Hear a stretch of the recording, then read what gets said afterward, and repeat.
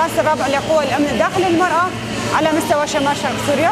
طبعا أهمية قوى الأمن الداخلي للمرأة في البداية يجب من حق أي مجتمع حق الدفاع عن نفسها من المخاطر الداخلية والخارجية. على هالأساس يجب أن يكون على المجتمع متسلحا بالوعي لدفاع حق الدفاع الذات عن نفسهم. لهذا تأسست قوى الأمن الداخلي للدفاع عن مجتمعها، عن النساء، عن الأطفال، وهم عن من المخاطر الخارجية والداخلية التي تتعرض لها المجتمعات والنساء بشكل عام.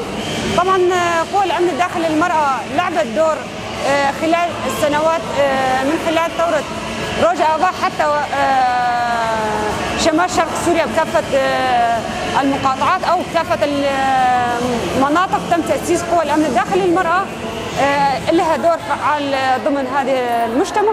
على هالأساس من بداية الحاجز للحرس وللمكاتب الأمنية وللمكاتب الأخرى التي تنظم نفسها من المنطقة للمقاطعة لقوى الأمن الداخلي، قيادة قوى الأمن الداخلي للمرأة شمال شرق سوريا. على هالأساس يجب على أي مجتمع أن يكون بحق الدفاع عن نفسها.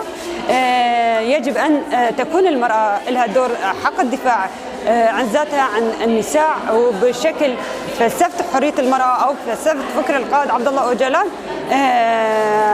هذا الفكر أو هاي الحماية تم تأسيس هذه القوات.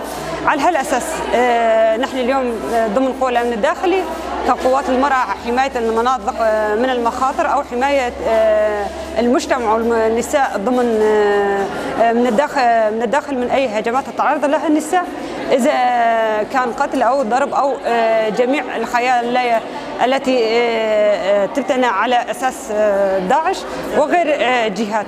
على هالأساس قواتنا تعمل ليلا نهارا من أجل تأمين الحماية، الأمن والاستقرار للمجتمع.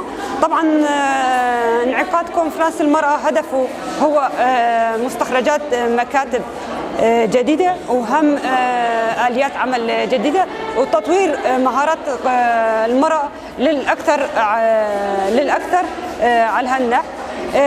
تقوية إرادة المرأة، تقوية المكاتب الأمنية من مكافحة المخدرات ومكافحة الجريمة المنظمة، وطبعا جهاز أمن العام وغير المكاتب الثانية كحماية المنطقة من جميع الهجمات التي تتعرض لها المخاطر الداخلية.